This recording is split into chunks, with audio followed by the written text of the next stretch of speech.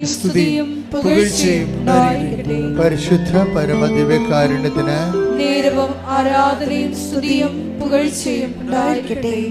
പ്രിയമുള്ളവരെ, നമ്മൾ ക്രിസ്തീയ വേദപുസ്തക സാരസംഗ്രഹങ്ങൾ നമ്മൾ കൂടെ അതിൽ സാക്ഷരത നേടിക്കഴിയുമ്പോൾ അതിൻ്റെ ആധ്യാത്മികമായ സാങ്കേതിക വിദ്യകളുണ്ട്. അതുകൂടി സ്വായത്തമാക്കാൻ വേണ്ടിയുള്ള ബോധപൂർവമായ ശ്രമം നടത്തണം. എന്നാൽ മാത്രമേ നമ്മൾ ദൈവവുമായിട്ടുള്ള സമ്പർക്കത്തിൽ വളരത്തുള്ളൂ. ദൈവസമ്പർക്കം വളരെ ക്രിസ്തീയതയിൽ ദൈവസമ്പർക്കം വളരെ എളുപ്പമാണ്. എന്നുവെച്ചാൽ ഇപ്പം നിനക്കൊരു കൺഫ്യൂഷൻ ഉണ്ടായി, ദൈവം നിന്നെ സഹായിക്കും. ക്രിസ്തീയതയിൽ ദൈവത്തിൻ്റെ പേര് സഹായകനെന്നാണ് ശരിക്കും. പരിശുദ്ധാത്മാവിനെ കുറിച്ച് പറയുമ്പോൾ അവൻ എന്നേക്കും നിങ്ങളുടെ കൂടെ ഉണ്ടായിരിക്കും. എൻ്റെ പിതാവ് അയക്കുന്ന സഹായകൻ എന്നേക്കും നിങ്ങളുടെ കൂടെ ഉണ്ടായിരിക്കും. അപ്പോൾ ദൈവത്തിന് സഹായത്തിൻ്റെ ഒരു കൗണ്ടറുണ്ട്, ഒരു ഔട്ട്ലെറ്റ്. അപ്പോൾ ദൈവത്തിൻ്റെ മനസ്സ് നിങ്ങൾക്ക് മനസ്സിലായില്ലേ? നമ്മളെ ഏത് വിധേനയും നമ്മൾ അകപ്പെട്ടു പോയാൽ നമ്മളെ സഹായിക്കണമെന്നുള്ളൊരു മനസ്സിൽ നിന്നാണ് ഈ സഹായകൻ എന്നുള്ള കോൺസെപ്റ്റൊക്കെ പരിശുദ്ധാത്മാവ് നമുക്ക് ഈശോ വെളിപ്പെടുത്തി തന്നിരിക്കുന്നത്. Take the bed of God, സഹായകൻ. ശ്രുതിക്കട്ടെ, ഹല്ലേലൂയ ഹല്ലേലൂയ ഹല്ലേലൂയ ഹല്ലേലൂയ. യേശുവേ നന്ദി. ഹല്ലേലൂയ ഹല്ലേലൂയ ഹല്ലേലൂയ ഹല്ലേലൂയ ഹല്ലേലൂയ ഹല്ലേലൂയ. യേശുവേ ആരാധന ആരാധന ആരാധന ആരാധന ആരാധന. ഹല്ലേലൂയ ഹല്ലേലൂയ ഹല്ലേലൂയ ഹല്ലേലൂയ. യോഹന്നാൻ 14:26. യോഹന്നാൻ 14:26. എന്നാൽ എന്റെ നാമത്തിൽ പിതാവ് അയക്കുന്ന സഹായകനായ പരിശുദ്ധാത്മാവ് എല്ലാ കാര്യങ്ങളും നിങ്ങളെ പഠിപ്പിക്കുകയും ഞാൻ നിങ്ങളോട് പറഞ്ഞിട്ടുള്ളതെല്ലാം നിങ്ങളെ അനുസ്മരിപ്പിക്കുകയും ചെയ്യും. ബേസിക്കായിട്ട് ദൈവത്തിൻ്റെ ആത്മാവിൻ്റെ ജോലി എന്താണ്? നമ്മളെ സഹായിക്കുകയാണ്. നിങ്ങളെ ക്രിസ്ത്യാനിറ്റിയുമായിട്ട് പരിചയപ്പെടുമ്പോൾ സ്വാഭാവികമായും ആദ്യം വരണത് ഈ സഹായകൻ്റെ കൗണ്ടറിലാണ് വരണത്. കർത്താവിൻ്റെ മൗലികമായ ദൈവത്തിൻ്റെ മൗലികമായ പ്രവർത്തനങ്ങൾ, അടിസ്ഥാന പ്രവർത്തനങ്ങൾ ഒന്നാണ് സഹായം.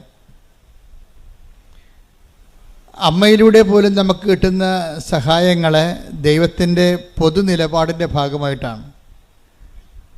നമ്മളൊരു പ്രത്യേക പ്രയാസത്തിൽ വീണ് കഴിഞ്ഞാൽ ദൈവം നമ്മളെ സഹായിക്കും.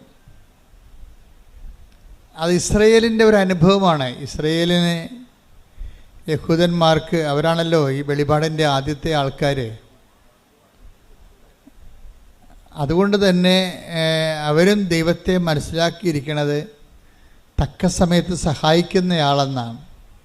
അതുകൊണ്ട് അവിടെ ഈ കാർഷിക വിളകളെല്ലാം നശിച്ച് നാട് നാറാണക്കല്ല് പറിക്കണ ഒരു സമയത്ത് അമ്മമാർ കുഞ്ഞുങ്ങളെ തന്നെത്താൻ പുഴുങ്ങി തിന്നുമായിരുന്നു. ഒന്ന് ചിന്തിച്ച് നോക്കിയേ, ഒരു കാലം അങ്ങനെ ഉണ്ടായിരുന്നു. സ്വന്തം കുഞ്ഞുങ്ങളെ തന്നെ അങ്ങോട്ടും ഇങ്ങോട്ടും കൊന്ന് പുഴുങ്ങി തിന്നണ കാലം. അത്രയ്ക്ക് മനുഷ്യൻ വിശന്നിട്ട് ആക്രാന്തം കയറി, കണ്ണിൽ ഭ്രാന്ത് കയറിയ കാലം. നാട് മുഴുവൻ ഒരു രക്ഷയുമില്ല, വെള്ളം കിട്ടാൻ പോലും മാർഗമില്ലാഞ്ഞ ആക്രാന്തത്തിൻ്റെ കാലം. അപ്പം ആ കാലത്ത് ഒരു മനുഷ്യൻ ഇസ്രയേലിലെ രാജാവിനെ കാണും. രാജാവിനെ കാണുമ്പോൾ രാജാവാണല്ല സഹായിക്കേണ്ടത്. അപ്പം ഈ മനുഷ്യൻ പറയും, രാജാവേ സഹായിക്കണമെന്ന് പറയും. അപ്പോൾ രാജാവ് എന്താ പറയണത്? നമ്മുടെ ഉടമ്പടി പുസ്തകത്തിലുണ്ടത്. കർത്താവ് സഹായിച്ചില്ലെങ്കിൽ എനിക്കെങ്ങനെ സഹായിക്കാൻ കഴിയും? 2 രാജാക്കന്മാർ 6:27. അവൻ പറഞ്ഞു കർത്താവ് സഹായിക്കുന്നില്ലെങ്കിൽ. രാജാവ് പറഞ്ഞു, എന്താണ് പറഞ്ഞ? കർത്താവ് സഹായിക്കുന്നില്ലെങ്കിൽ എനിക്കെങ്ങനെ കഴിയും? ഇപ്പൊ നമ്മൾ സർക്കാർ നിസ്സഹായമായി നിൽക്കുന്ന സമയമുണ്ട്. ഇപ്പോൾ തുടങ്ങിയതല്ലത്, എല്ലാ കാലങ്ങളിലും ഉണ്ട്. ജനങ്ങളെ ഭരിക്കുകയും നയിക്കുകയും സംരക്ഷിക്കുകയും ചെയ്യുന്ന സർക്കാർ തന്നെ ചില വിഷയങ്ങളിൽ നിസ്സഹായമായി നിൽക്കും. അത് ഞാനും കണ്ടിട്ടുണ്ട്. നമ്മളെത്ര ഇന്ന് കാണുന്ന പല ആൾക്കാരും നമ്മൾ സമാധാന കാലത്ത് മാത്രമാണ് അവർക്ക് അവിടെ അധികാരം പ്രയോഗത്തിൽ വരത്തുള്ളൂ. പക്ഷെ നമുക്ക് സമാധാന കാലത്ത് വലിയ അധികാര സഹായങ്ങൾ ആവശ്യമില്ലതാനും. അതാണ് രസം. സുനാമി വന്ന ദിവസം ഞാൻ രണ്ടാമത്തെ സുനാമി അടിക്കുമ്പോൾ 2000, ഇപ്പോൾ 20 കൊല്ലം കഴിഞ്ഞ്, ഇപ്പോൾ രണ്ടാമത്തെ സുനാമി അടിക്കണ സമയത്ത് ഞാൻ അഴീക്കൽ നിൽക്കുമ്പോഴുണ്ട് അവിടെ ഗൗരിയമ്മ എന്ന മന്ത്രിയാണ്, നാട്ടിലുണ്ട്. കുറേ പോലീസുകാരുമായിട്ട് വന്ന് അഴീക്കൽ ഇറങ്ങേണ്ട സമയത്ത് തന്നെ റേഡിയോ ടി വിയിലൊക്കെ എല്ലാം വേളാങ്കണ്ണി പള്ളി വരെ കടൽ കയറണതും പിന്നെ എല്ലായിടത്തും ആൾക്കാരും മരിക്കുന്ന വാർത്തകൾ വന്നുകൊണ്ടിരിക്കുകയാണ്.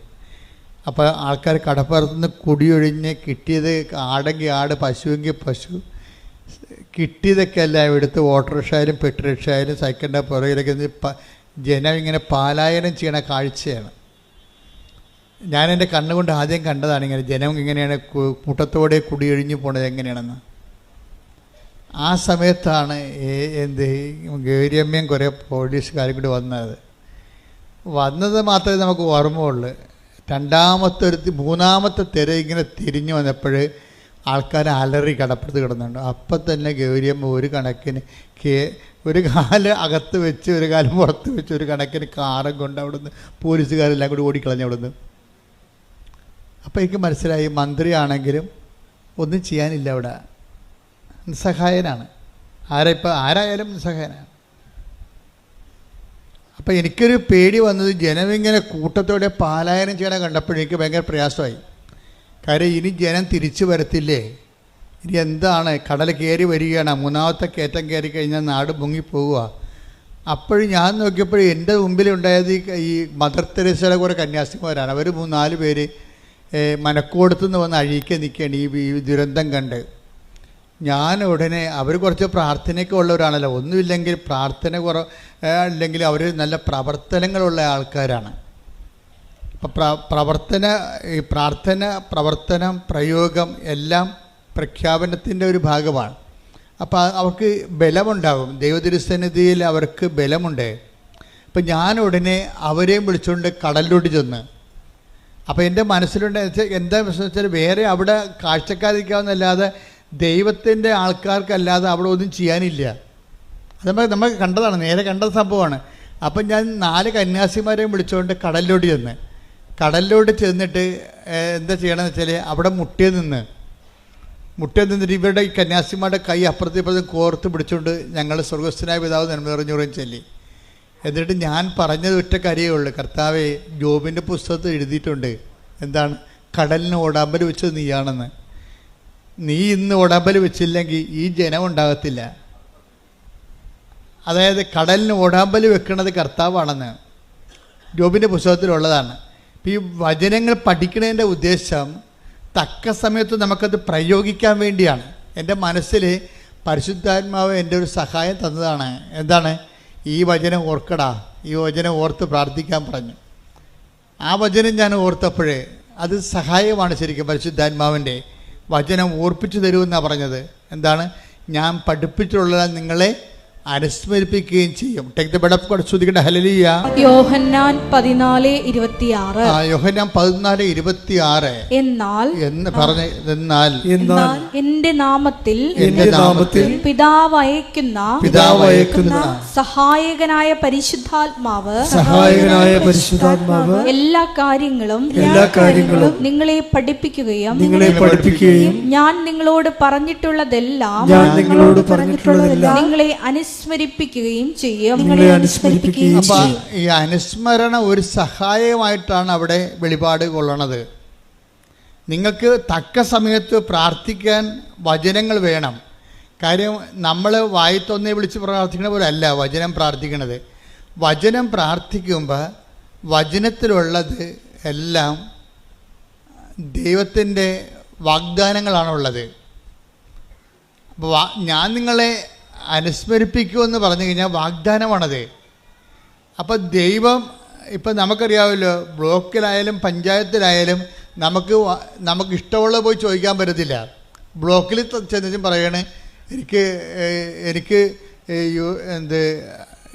ഓസ്ട്രേലിയയിൽ പോകണം, കുറച്ച് ലോൺ തരാൻ പറഞ്ഞാൽ പറയും അത് നിങ്ങൾ പോലെ ബാങ്കിൽ പോയി അന്വേഷിക്കാൻ പറയും. ബ്ലോക്കുകാരെ തരുക. ഇവിടെ വല്ല ഇറച്ചിക്ക് ഒഴിയുക, പശുവിനെ കുത്തുവെക്കുക, വല്ല പരിപാടി ഉണ്ടെങ്കിൽ ചെയ്യാം.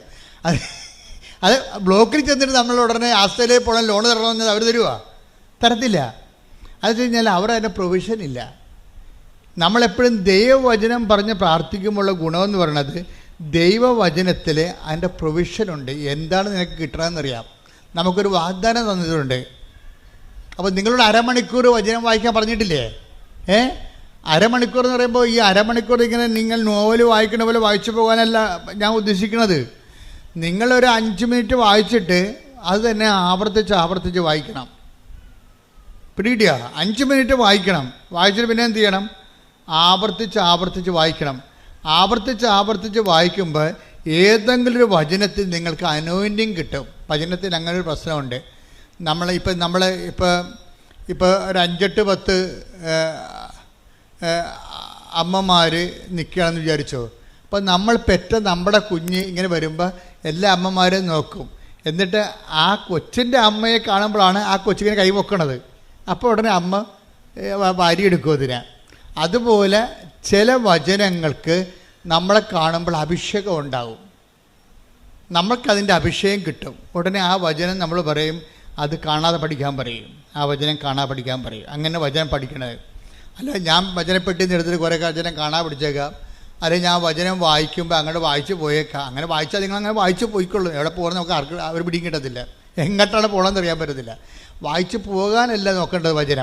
വചനം 5 മിനിറ്റ് എടുത്തിട്ട് അരമണിക്കൂർ 5 മിനിറ്റ് എടുത്തിട്ട് ആ വചനം റിപ്പീറ്റ് ചെയ്ത് വായിക്കണം. ആവർത്തിച്ച് വായിക്കണം.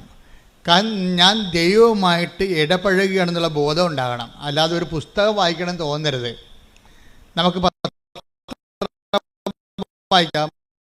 അപ്പം അതുപോലെ ഒരു ബൈബിളും വായിക്കാം. അങ്ങനെ വായിച്ച അഭിഷേകം ഉണ്ടാകത്തില്ല. ഞാൻ എൻ്റെ ദൈവത്തിൻ്റെ വാക്കുകൾ കേട്ടുകൊണ്ടിരിക്കുകയാണ്. വായിക്കുമ്പോൾ ഞാൻ കേട്ടുകൊണ്ടിരിക്കുകയാണ്. ഞാൻ ദൈവത്തെ കേൾക്കുകയാണ് എന്ന് പറയുമ്പോൾ ഭക്തി തോന്നണം, ഭക്തി ഉണ്ടാകും അല്ലേ? ഞാൻ ദൈവത്തെ കേൾക്കുകയാണ്, അല്ലെങ്കിൽ ദൈവം എന്നോട് സംസാരിക്കുകയാണ് എന്ന് നമുക്കൊരു ബോധത്തിൽ വേണം വചനം വായിക്കാൻ. 5 മിനിറ്റ് വായിച്ചിട്ട് പിന്നെ റിപ്പറ്റീഷൻ ആയിരിക്കണം അതിൻ്റെ. അങ്ങനെ റിപ്പറ്റീഷൻ ആയിക്കഴിഞ്ഞാൽ ഈ നമ്മൾ ആവർത്തിക്കുന്ന ഏതെങ്കിലും വചനത്തിൽ വെച്ച് നമുക്ക് ഒരു അഭിഷേകം ഉണ്ടാകും. അത് നമ്മുടെ മനസ്സിലിങ്ങനെ തങ്ങി നിൽക്കും. എന്നിട്ട് തങ്ങി നിന്നിട്ട് അതിങ്ങനെ അബീസിലേക്ക് പോകും. ചില സമയത്ത് അബീസിലേക്ക് പോയാലും അതിൻ്റെ കോഡ് അടിച്ച് നമുക്കറിയാമല്ലോ, സെർവറിലേക്ക് നമ്മുടെ മാറ്റർ മൊബൈലിൽ സെർവറിലേക്ക് പോയാലും ശരി, നമ്മളതിൻ്റെ കോഡ് അടിച്ചു കഴിഞ്ഞാൽ ഉടനെ അത് തിരിച്ചു വരും ഇല്ലേ? എന്ത് വീഡിയോ ആണെങ്കിലും നമ്മൾ അതിൻ്റെ കോഡ് അടിച്ച് കൊടുത്താൽ മതി. ഇതുപോലെയാണ് വചനം വായിച്ചാൽ ഒരു പ്രശ്നം ഉണ്ടായിക്കഴിയുമ്പോൾ പരിശുദ്ധാത്മാവ് നമ്മളെ സഹായിക്കും. ഈ പ്രശ്നത്തിന് ഈ വചനം വെച്ചാണ് പ്രാർത്ഥിക്കേണ്ടത്. അല്ലെങ്കിൽ നമ്മൾ വായി തോന്നണ പോലെ ഈ സ്വയം പ്രേരിത പ്രാർത്ഥന പോലെ വായി തോന്നണ കോതൊക്കെ പാട്ട് പോലെ എന്തെങ്കിലുമൊക്കെ പറഞ്ഞുകൊണ്ടിരിക്കും. അതല്ല, അത് മനുഷ്യൻ്റെ വചനമാണ്. പലപ്പോഴും ദൈവത്തോട് ഇടപെടുമ്പോൾ ദൈവത്തിൻ്റെ വചനം തന്നെയാണ് നമ്മൾ പറഞ്ഞ് പ്രാർത്ഥിക്കേണ്ടത്. നമുക്ക് ചിലപ്പോൾ നമ്പരൊന്നും അറിയാൻ പറ്റത്തില്ല, പക്ഷേ ദൈവാംശം അതിലുണ്ടാകണം. ഇപ്പം ഞാനെന്താ പറഞ്ഞത്? കർത്താവേ, ജോബിൻ്റെ പുസ്തകത്തിൽ എഴുതിയിട്ടുണ്ട് എന്താണ്? കടലിന് ഓടാമ്പൽ വെച്ചത് അങ്ങാണെന്ന്. കർത്താവ്, ആ ഓടാമ്പൽ ഊരിപ്പോയിട്ടുണ്ടെങ്കിൽ അതിനെ അങ്ങ് തന്നെ അടച്ചു വെക്കണം. ഈ ജനങ്ങളുടെ ജീവൻ രക്ഷിക്കണം. കാരണം ജനങ്ങൾക്ക് വേണ്ടി നമ്മൾ മധ്യസ്ഥം വഹിക്കണം അവിടെ. അതിന് ശേഷം പിന്നീട് കടൽ ശാന്തമാകുമല്ലോ. അതെന്ന് വെച്ചാൽ ഇതുപോലെ തന്നെയാണ് നിങ്ങളുടെ ജീവിതത്തിൽ ഓരോരോ വിഷയത്തിന് പ്രാർത്ഥനകൾ നിങ്ങൾ പറയുമ്പോൾ പരമാവധി നിങ്ങൾ വളർച്ച പ്രാപിക്കണം. വളർച്ച പ്രാപിച്ചിട്ട് ഒന്ന് പ്രാർത്ഥിച്ച്, കർത്താവായ ദൈവമേ, ഓരോരോ വിഷയത്തിന് ആസ്പദമായ വചനങ്ങളെ അനുസ്മരിപ്പിച്ച് തരുവാൻ അഭിഷേകം നൽകണമേ. ഓരോരോ വചനത്തിന് ആസ്പദമായ വചനങ്ങളെ, ഓരോരോ വിഷയത്തിന് ആസ്പദമായ വചനങ്ങളെ അനുസ്മരിപ്പിച്ച് നൽകുവാൻ അഭിഷേകം നൽകണമേ. ശ്രുതികട ഹല്ലേലൂയ ഹല്ലേലൂയ ഹല്ലേലൂയ ഹല്ലേലൂയ യേശുവേ നന്ദി. ഹല്ലേലൂയ ഹല്ലേലൂയ ആരാധന ആരാധന വചനങ്ങൾക്ക് അനുസ്മരിപ്പിച്ചു നൽകണമേ. പ്രയോജനപ്രദമായ പരിശുദ്ധ പരമ ദിവ്യകാരുണ്യത്തിന് ആരാധനയും സ്തുതിയും പുകഴ്ചയും ഉണ്ടായിരിക്കട്ടെ. ദൈവത്തിൻ്റെ ഒരു ചായ്വെന്ന് പറയണത് നമ്മളെ ഏത് വിധേനയും ഏതവസ്ഥയിലും സഹായിക്കാനുള്ള ഒരു മാനസികാവസ്ഥയാണ് ദൈവത്തിനുള്ളത്. അത് പലപ്പോഴായിട്ട് വെളിപ്പെടുത്തുക മാത്രമല്ല, ഇസ്രായേലിൻ്റെ അനുഭവം മാത്രമല്ല. ഇസ്രായേലിൻ്റെ അനുഭവം എന്താ നമ്മൾ വായിച്ചില്ലേ? 2 രാജാക്കന്മാർ എന്താ പറഞ്ഞത്? 2 രാജാക്കന്മാർ 6:27 ആ രാജാവിനോട് ചോദിക്കുകയാണ്, കർത്താവേ ഞങ്ങളെ സഹായിക്കണമേ. അപ്പോൾ എന്താ പറയണത്? രാജാവ് പറയണത്, ദൈവം സഹായിച്ചില്ലെങ്കിൽ രാജാവിനെ സഹായിക്കാൻ പറ്റുമോ? അടിസ്ഥാനപരം മനസ്സിലായില്ലേ? ഒന്ന് പറഞ്ഞ്, ദൈവം സഹായിച്ചില്ലെങ്കിൽ രാജാവിനെ സഹായിക്കാൻ പറ്റുമോ? ഇവിടെ ഒരു പ്രശ്നമുണ്ട്.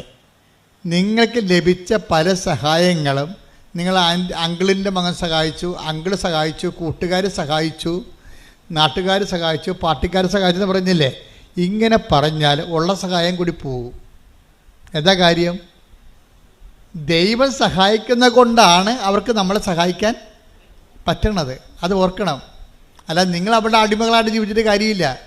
ആധ്യാത്മികത എന്ന് പറയുന്നത് ഒരു നിലപാടാണ്, വിഷയത്തോടുള്ള ഒരു സുവിശേഷവിഹിതമായ സമീപനമാണ്. എന്താ പറയണത്? ആര് നമ്മളെ സഹായിച്ചാലും എങ്ങനെ സഹായിച്ചതായിരിക്കും. ദൈവം സഹായിച്ചില്ലെങ്കിൽ രാജാവിന് നമ്മളെ സഹായിക്കാൻ പറ്റുമോ എന്ന് പറഞ്ഞേ? ദൈവം സഹായിച്ചില്ലെങ്കിൽ രാജാവിന് നമ്മളെ സഹായിക്കാൻ പറ്റുമോ? ഇന്ന് വരെ ആരെങ്കിലും സഹായിച്ചിട്ടുണ്ടെങ്കിൽ, കാര്യം സഹായം നമുക്കറിയാവില്ല, എത്രയോ പേരാണ് സഹായം കൊണ്ട് അധാർമികരായി പോയത്. ഇപ്പോൾ ഒരു ദിവസം ഒരു ചേച്ചി പറഞ്ഞു, എൻ്റെ അച്ഛാ, ഞാൻ നല്ല പ്രതിബദ്ധയായ ഭാര്യയായിരുന്നു, പക്ഷെ അത് കുമ്പസാരമൊന്നുമല്ല, ഞങ്ങൾ സംസാരിക്കുമ്പോൾ പറയണതാണ്. ഞാൻ ചേച്ചി പ്രാർത്ഥനാ ജീവിതം ശ്രദ്ധിക്കുക വെച്ചാൽ, പക്ഷേ പ്രാർത്ഥനാ ജീവിതമേ എനിക്കിപ്പോൾ ഒരു കോൺഫിഡൻസ് ഇല്ലെന്ന് പറയും. എനിക്കൊരു കോൺഫിഡൻസ് ഇല്ലെന്ന് പറയും. എന്താണ്? അവർക്ക് നല്ല പ്രാർത്ഥനാ ജീവിതം ഒരു കാലത്ത് ഉണ്ടായിരുന്നതാണ്. പ്രാർത്ഥനാ ജീവിതമല്ല, പ്രാർത്ഥന ഉണ്ടായിരുന്നതാണ്, പക്ഷെ കോൺഫിഡൻസ് പോയി. എന്താ കാര്യം? അവർക്ക് മലയാളത്തിൽ എഴുതാൻ അറിയാൻ പാടില്ല. ഇംഗ്ലീഷ് എഴുതാറില്ല, മലയാളത്തിൽ എഴുതാൻ അറിയാൻ പാടില്ല. അപ്പം ഒരു അറബി നാട്ടിൽ ചെന്നപ്പോഴേ അവർക്ക് ഒരു കത്ത് വീട്ടിലോട്ട് മക്കൾക്ക് വിടണം, താൻ ജീവിച്ചിരിപ്പുണ്ടെന്ന്, അവിടെ ജോലി ചെയ്യുന്നുണ്ട്, തനിക്ക് സുഖമാണെന്ന്. അപ്പോൾ കത്ത് ആദ്യം വീട്ടിൽ നിന്ന് തന്നെ കത്ത് വായിക്കണം. അപ്പോൾ മൊബൈലിൻ്റെ കാലമല്ലത്, 90ൻ്റെ കാലഘട്ടമാണിത്. അപ്പോൾ വീട്ടിൽ നിന്ന് തന്നെ കത്ത് വായിക്കണം, നമ്മൾക്ക് കത്ത് വേറെ ആളിനോട് പറഞ്ഞു കൊടുത്ത് എഴുതിക്കണം. അങ്ങനെ ഒരു കാലം ഉണ്ടായിരുന്നേ, ഓർക്കണില്ലേ? 85കളൊക്കെ അത്തരം കാലമാണ്. പക്ഷെ എന്ത് പറ്റി? ഈ എഴുതാൻ വന്നവൻ പറഞ്ഞു അവനോട് ശാരീരികമായ ബന്ധമില്ലെങ്കിൽ മറുപടി എഴുതത്തില്ലെന്ന് പറഞ്ഞു. അവസാനം എന്ത് ചെയ്ത്? അവിടെ സഹായിക്കാൻ അവൻ മാത്രമേ ഉണ്ടായിരുന്നുള്ളൂ അവിടെ. അതുകൊണ്ട് അവർ ശാരീരികമായ ബന്ധം ഉണ്ടായി. നോക്കിയേ, അതോടുകൂടി അവിടെ കൃപ പോയി. അപ്പം സഹായിച്ചതാണ്, അവനാണ് സഹായിച്ചത്. അല്ലെങ്കിൽ ഇവർക്ക് ദാർഢ്യത്തോടെ ഇവർക്ക് പറയാമായിരുന്നു, നീ പൊടാവിടുന്നു, നീ എന്നെ സഹായിക്കുന്നുണ്ടെങ്കിൽ എൻ്റെ കർത്താവ് എന്നെ സഹായിക്കുന്ന നീ വഴിയാണ്, നിനക്ക് സഹായിച്ചില്ലെങ്കിൽ നാളെ വേറെ ഒരാൾ വരൂ എന്ന് പറയാനുള്ള ചങ്കൂറ്റത്തിൻ്റെ പേരാണ് ആധ്യാത്മികത. കൈയടിച്ച് ശ്രദ്ധിക്കട്ടെ. ഹല്ലേലൂയ. വിഷയങ്ങളുള്ള ദൈവ കേന്ദ്രീകൃതമായ ഒരു നിലപാടാണ്. അതാണ് ഈ രാജാവ് പറയണത്. നീ എന്നോട് സഹായം ചോദിക്കുന്നു, പക്ഷേ ഞാൻ രാജാവാണ്, എനിക്ക് നിന്നെ സഹായിക്കാം, പക്ഷേ കർത്താവ് നിന്നെ സഹായിച്ചില്ലെങ്കിൽ എൻ്റെ സഹായം വ്യർത്ഥമാണ്. അത് ഇസ്രയേലിന് അറിയാം. യഹൂദ ജനതയ്ക്ക് മുഴുവൻ അറിയാം. വെളിപാട് ജനതയാണ് അവർ. അവർക്ക് ദൈവത്തിൻ്റെ വഴികളെക്കുറിച്ച് അറിയാം. അതുകൊണ്ടാണ് അവരെന്താ പറയണത്? അവർ പറയുന്നത് നമ്മുടെ സഹായം കർത്താവിൻ്റെ നാമത്തിൽ, അല്ലേ? 121 സങ്കീർത്തനം വായിച്ചേ. 121:1 വായിച്ചേ. 121 സങ്കീർത്തനം 1-2 തിരുവചനങ്ങൾ. പർവ്വതങ്ങളിലേക്ക് ഞാൻ കണ്ണുകൾ സങ്കീർത്തനമാണ്. കൈ ഉയർത്തിക്കൊണ്ട് ഇങ്ങനെ പറഞ്ഞേ, പർവ്വതങ്ങളിലേക്ക് ഞാൻ കണ്ണുകൾ ഉയർത്തുന്നു. എനിക്ക് സഹായം എവിടെ നിന്ന് വരും? എനിക്ക് സഹായം കർത്താവിൽ നിന്ന് വരുന്നു. ആകാശവും ഭൂമിയും സൃഷ്ടിച്ച കർത്താവിൽ നിന്ന്. അപ്പൊ